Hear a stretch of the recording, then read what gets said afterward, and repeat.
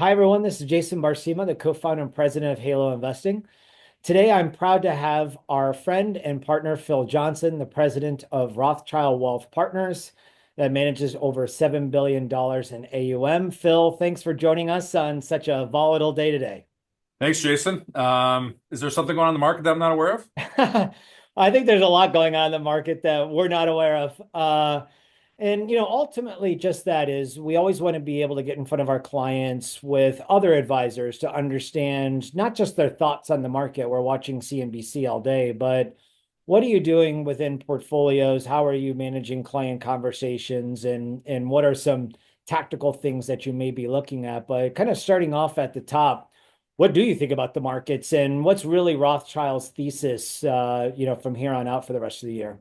Yeah, so good question. I'll probably kind of start what our thoughts are on the market and kind of go then maybe into client conversation. Honestly, right now, I think the we're at max uncertainty, right, in the market, and you're seeing that reflected in prices. So the big question we have is, how do you communicate with your clients around that, right? And I think we spent the last few days just kind of doing exactly that. Even if there's no action items to take, it just kind of like we're just at least reaching out because I think half the battle or half the job is just making sure your clients are aware that you're paying attention, that they're okay, number one, right? And that this is kind of, these things do happen. There's a reason we do diversified portfolios. There's a reason you use downside protected products like structured notes with Halo. So those are all things that, quite frankly, really come into play in environments like this. We always said when the market goes straight up, people, we probably, we're always going to be probably a bit of a drag because we know that there's market environments like this, and this, quite frankly, is when clients, frankly, need their advisors the most, right? When the market's going up, do-it-yourselfers That's an are more easy than phone adequate. call. What's that? So that's an easy phone call when the markets are going up, right? It's Yeah, when they're not. exactly. And one thing is when the market's going down, you can't hide, right? You gotta be in front of your clients.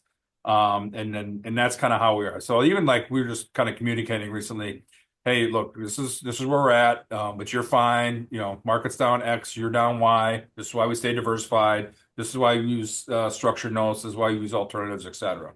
So that's the biggest thing. Is just kind of keeping your clients somewhat calm because they're nervous and rightly so. I think we're all a little bit nervous.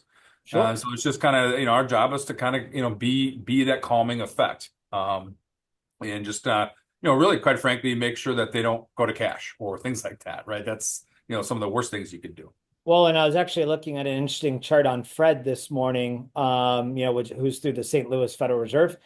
And retail money market funds balances are at their highest level in history, and it's been parabolic Yeah. since 2022. And it's like, man, you missed out on the rally of 23 and 24 because people got scared in 22 and then went to cash.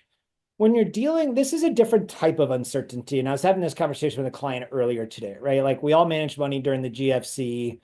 Obviously, very difficult time to manage, but that was different because it was a systemic financial crisis, right? And there was things that the Fed could do, and there was things that the Treasury could do to ultimately stem some of the bleeding, if you will.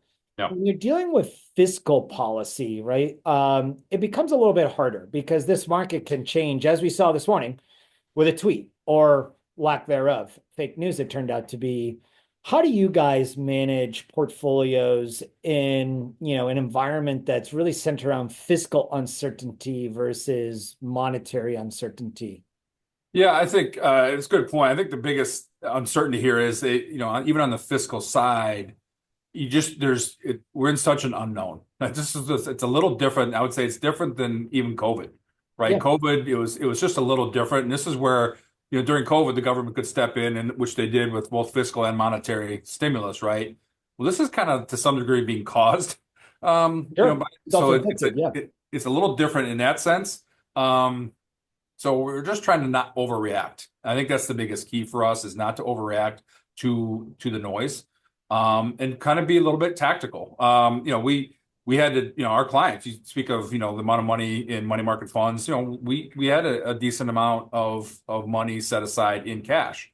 And primarily because we thought maybe the markets were getting a little overvalued, kind of going into the end of the year and into the beginning of this year.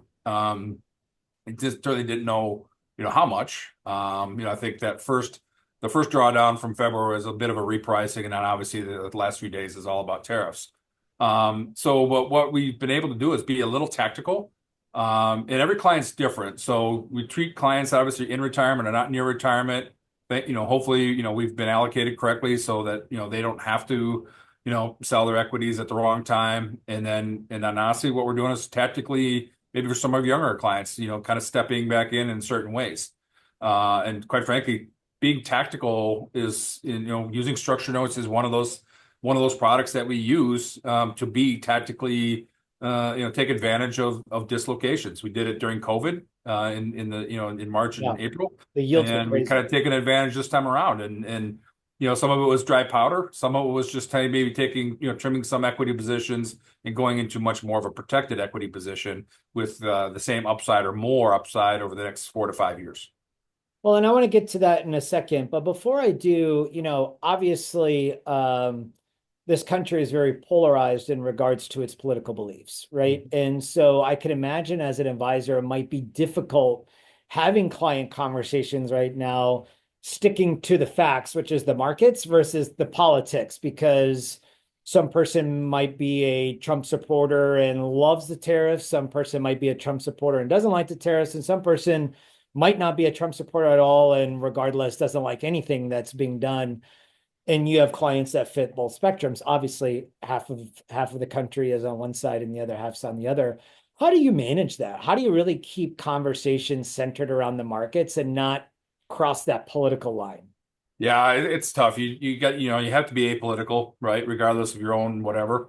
And it's hard. But this would be a good example of people that don't like Trump and certainly aren't going to like his policies. They're the ones that are right now they're actually saying, "Hey, I want to go to cash," and it's our job to say, again, the old adage of time in the market, not time in the market, Yeah.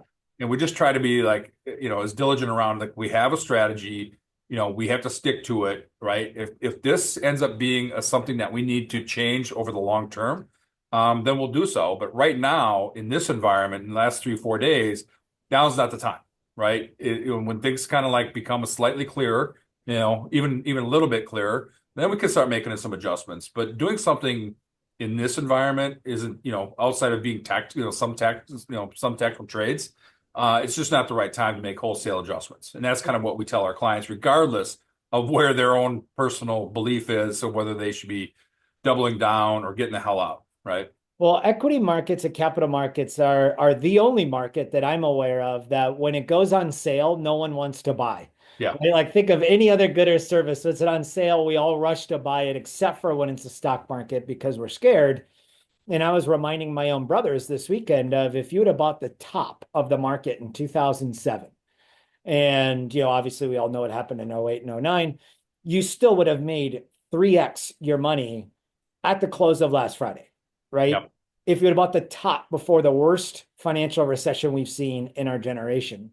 And so I think it's important for advisors to remember to manage those emotions. Like you said, don't do anything reckless by going to cash because you may never be able to get back in, especially what's going on right now, and use an opportunity to buy some things that are on sale. But kind of the last point that I want to cover is you mentioned structured products and things that you're looking at. What type of structured products look good to you in this market? What are you buying? Growth, income, both? Yes. Yeah, I'm going to say, yeah, we did. Yeah. We actually did something on Friday. We did both a growth note and an income note. Hard Um, protection or soft protection on the growth? so it's interesting. Typically we do hard protection on growth notes and, whether it's 10, 15, 20%. Yeah, just to make sure We you've actually, got that yeah, comfort of the buffer, right? yeah, a lot of our clients like the idea of the buffer. But this was an instance where we actually did a soft because we were already down X percent. Smart. We felt comfortable being, doing a soft protection, and that probability of 5 years from now being down was pretty small. If I don't want to say not going to happen, but because you never know, but highly improbable. And by being soft, we just got kind of more leverage to the upside. Well, And and you're taking advantage of volatility because you're selling put premium with soft protection versus hard protection. You're buying it. right? So obviously puts are really expensive right now when the VIX I think touched 55 earlier this morning. Yep. And so that's that's smart too. Because remember, the market's already fallen by almost 20%. So that's interesting. And your clients felt okay with that, with soft protection versus hard. Yeah, I think for certainly. I think, when we can kind of say, hey, we're already down 15 and here's another 25 or 30. But I hate to say this, but they kind of just trust us to do what we think Sure. is right. So they're, I think that's kind of a big part of it. And then on the income side, right? We did a snowball on the indices and we just kind of like that. I mean, I think, a couple weeks ago that was pricing at 10 and this time it was pricing at 14 and a half. We And a just kind of it's snowball is the income note where the coupon is aggregated and paid after the end of the year, right? Yep, yep. Yeah, And we just kind of like that. We like that structure. And it priced out well. And again, decent downside protection. And we just feel, look, in the end, it's all about getting the return for the unit of risk that you're taking. And we just felt we're being rewarded for the risk that we're taking in that particular note. are you looking to go shorter dated notes or longer dated notes in this market, or not a huge preference? We typically don't really have a huge preference. I think we typically don't do less than 3 and we don't do more than 5. So we're always going to be, I shouldn't say always, but a lot of times in that 3 to 5 year range. So I think we'll just feel like, if we're going to get leverage, I'd want leverage for a little longer, right? I Yeah. think just because market's going to go up over time. So our growth note with leverage, that was 5 years because we wanted that to be, we wanted that thing to cook for as long as possible. That's what I do as well. Yep. And then on a snowball, we actually happened to make that 5 as well because it's just where it priced out really well. Sure. And quite frankly, if I can get that every year, all it takes is for one of those indices to be down a penny, and I'm going to roll that coupon into the next year. Do you remember So the yield you were getting? 14 and a half. Wow. And what would you typically get on that? Probably like around 10 or 11. I'm seeing yield Yep. 30 to 40% higher. Yeah, we literally just priced this a few weeks ago, called before quarter end. I think it was like 10 or 10 and a half. Wow. So yeah, 30 to 40% higher. Yeah. And And this, then obviously the indices are down quite a bit more from then, right? sure. So Yeah, you're my getting the downside double. isn't my downside isn't as large as it was 3 weeks ago, unfortunately. Yeah. Well, I think it's all about being able to play offense for your clients in times of uncertainty, just as much as it is about playing defense. Yes. And usually 1, 2, 3 years out, we look back and we are sure glad that we were able to dip our toe in the water. And so, Phil, I know that you're really busy with your clients. I know our clients really appreciate the opportunity to hear the perspective of someone who's also in the trenches right now, managing client emotions and political conversations in a very challenging time. And we appreciate you taking the time to come speak with us today. Yeah, my pleasure, Jason. Anytime. Yeah, thank you very much. All right, you bet.